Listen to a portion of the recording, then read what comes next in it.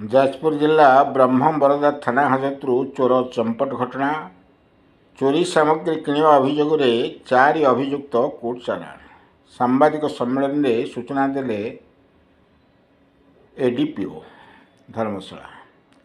ଯାଜପୁର ଜିଲ୍ଲା ବ୍ରହ୍ମବରଦା ଥାନା ହାଜତ ପରିସରରୁ ଶୁକ୍ରବାର ଭୋର ସମୟରେ ଜଣେ ଅଭିଯୁକ୍ତ ଚମ୍ପଟ ମାରିଥିଲା, ଯାହାକୁ ନେଇ ଜିଲ୍ଲା ପ୍ରଶାସନ ପାଇଁ ମୁଣ୍ଡ ବ୍ୟଥାର କାରଣ ହୋଇଥିଲା। ଏହି ଘଟଣାରେ କାର୍ଯ୍ୟରେ ଅବହେଳା ପାଇଁ ଜଣେ ଏଏସ୍ଆଇ ଓ ଅନ୍ୟ 2 କନେଷ୍ଟବଳଙ୍କୁ ଯାଜପୁର ଆରକ୍ଷୀ ଅଧିକାରୀ ନିଲମ୍ବିତ କରିଥିଲେ। ଘଟଣାର 24 ଘଣ୍ଟା ପୂର୍ବରୁ ବ୍ରହ୍ମବରଦା ପୋଲିସ ଉତ୍ତର ପ୍ରତାପ ପଞ୍ଚାୟତ ସ୍ଥିତ ଚାନ୍ଦମୋହିନୀ ନିକଟସ୍ଥ କାଜୁ ଜଙ୍ଗଲରେ ଲୁଚିଥିବା ଅଭିଯୁକ୍ତ ଧର୍ମଶାଳା ଥାନା ଅନ୍ତର୍ଗତ ଚାନ୍ଦମୋହିନୀ ଗ୍ରାମର ଆଶିଷ ବେହେରା 23, ତାର ସହଯୋଗୀ ବାପା ଅଶୋକ ବେହେରା 50ଙ୍କୁ କାବୁ କରିଥିବା ବେଳେ ଚୋରି ସାମଗ୍ରୀ ରଖିବା ଅଭିଯୋଗରେ ଉକ୍ତ ଗ୍ରାମର ଜୟଦେବ ଦାସ 30 ଓ ବ୍ରହ୍ମବରଦା ଥାନା ଅନ୍ତର୍ଗତ କୁଣ୍ଡପାଟଣା ଗ୍ରାମର ପବନ ସାହୁଙ୍କ ପୁଅ ରଶ୍ମି ରଞ୍ଜନଙ୍କୁ ମଧ୍ୟ ପୋଲିସ ଘରୁ କାବୁ କରିଥିଲା।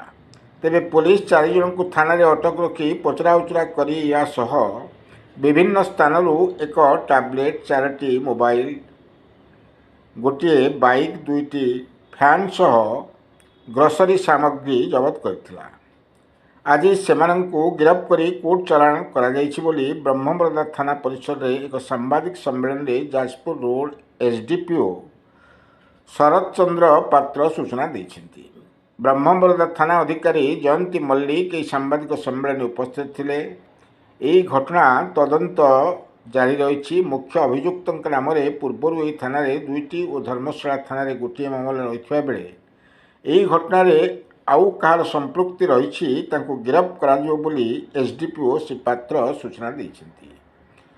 ସୂଚନା ଥାଉ କି ଗତ ସେପ୍ଟେମ୍ବର ମାସ 27/9/2025 ମସିହାରେ ରାଉତରାପୁର ପଞ୍ଚାୟତ ଅନ୍ତର୍ଗତ କୁଣ୍ଡପାଟଣା ସ୍ଥିତ ପ୍ରାଥମିକ ସ୍ୱାସ୍ଥ୍ୟ କେନ୍ଦ୍ରରୁ ବିଭିନ୍ନ ବୈଦ୍ୟୁତିକ ଓ ମେଡ଼ିକାଲର ଅତ୍ୟାବଶ୍ୟକୀୟ ସରଞ୍ଜାମ ଚୋରି ହୋଇଥିଲା, ଯାହାକୁ ନେଇ ସ୍ୱାସ୍ଥ୍ୟ କର୍ମଚାରୀ ବ୍ରହ୍ମବରଦା ଥାନାରେ ଲିଖିତ ଅଭିଯୋଗ କରିଥିଲେ।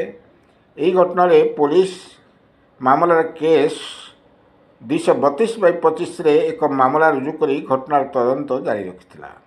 କିଛି ଦିନ ପୂର୍ବରୁ ଏହି ଘଟଣାରେ ଜଡ଼ିତ ଥିବା 2 ଜଣ ଅଭିଯୁକ୍ତଙ୍କୁ ଗିରଫ କରି କୋର୍ଟ ଚାଲାଣ କରିବା ସହ କିଛି ଚୋରି ସାମଗ୍ରୀ ମଧ୍ୟ ଜବତ କରାଯାଇଥିଲା।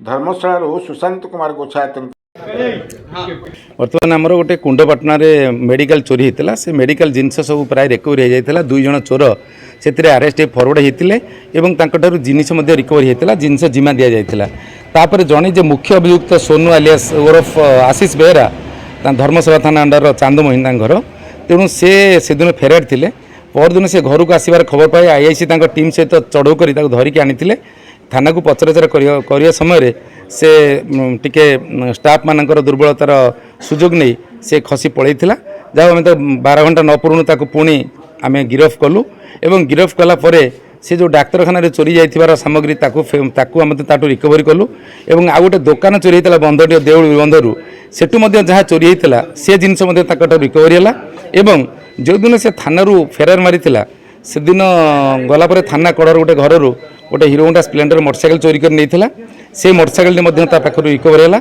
एवं पूर्वर जो चोरी कर मोबाइल फोन एवं अन्य जिनस टैबलेट एवं ये जिनस ग्रोसरी जिनस बहुत पाखर जबती होती तेणु आज जो 4 जन जन रिसीवर थे आमर ईयर तेणु 4 जन बर्तमान गिरफ होती बर्तमान आज से कोर्ट चालाण कर।